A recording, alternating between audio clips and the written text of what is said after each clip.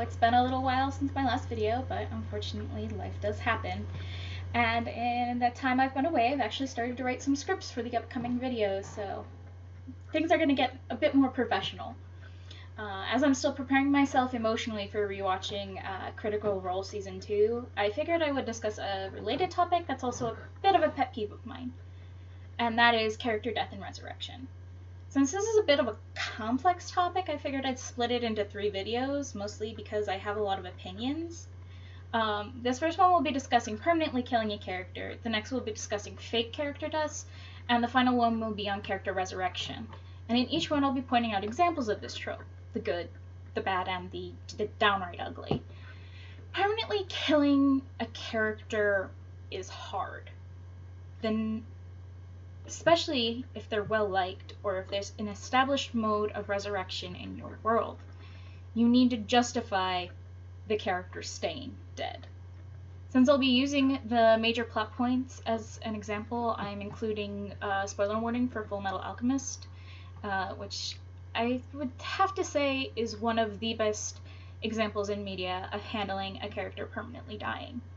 For a show where trying to bring the dead back to life is a major plot point, no one succeeds, and that's the important bit. Mace Hughes is arguably one of the best characters in the series, even if he's only in around 10 episodes before he gets killed. He's funny, a loving husband, and a devoted father who gives this show some much-needed levity. But he is also smart, skilled, and dangerously intelligent. Mace uncovers father's evil plan, but is killed before he can inform anyone else of what he's discovered. His death is unexpected, emotional, and felt by all the main characters in some way for the rest of the series. Mace Hughes dies, and that's the end of it.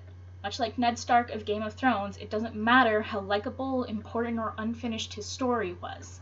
Everyone dies, and there's nothing you can do about it.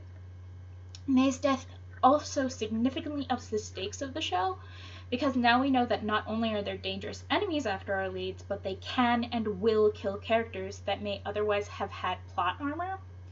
People are attempting to bring back the dead in the world of Fullmetal Alchemist. The ones who have accomplished this most notably are the Elric brothers, who tried to bring back their mom as children. But even though they attempt it, it always ends badly, no exceptions.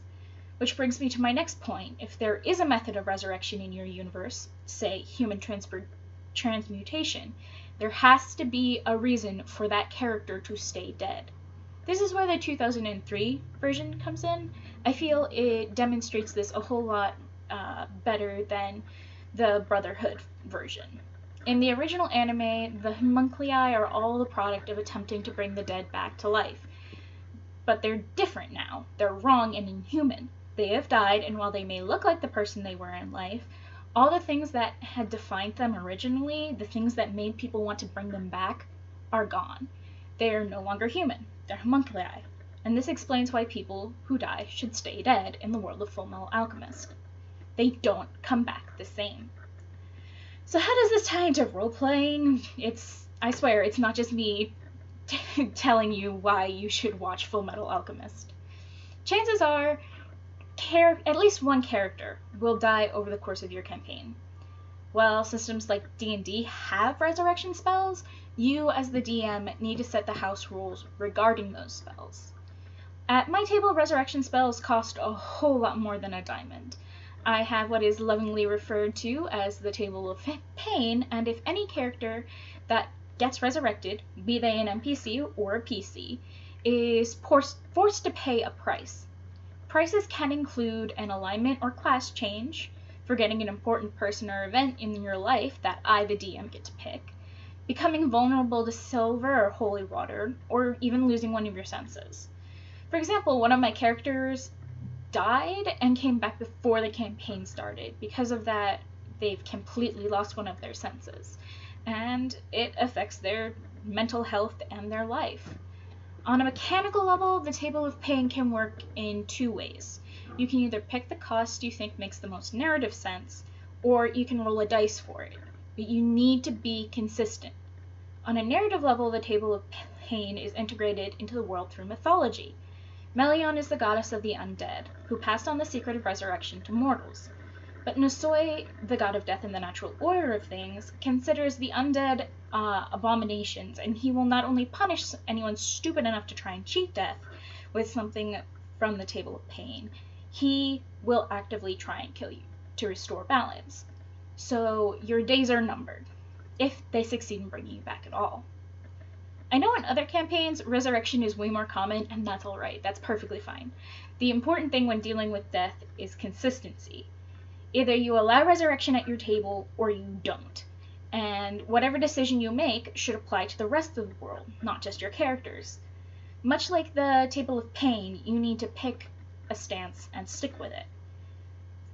The rule of cool can apply here, but I think when we're talking about bringing the dead back to life, you need to stick to your rules, no matter how good a twist it would be.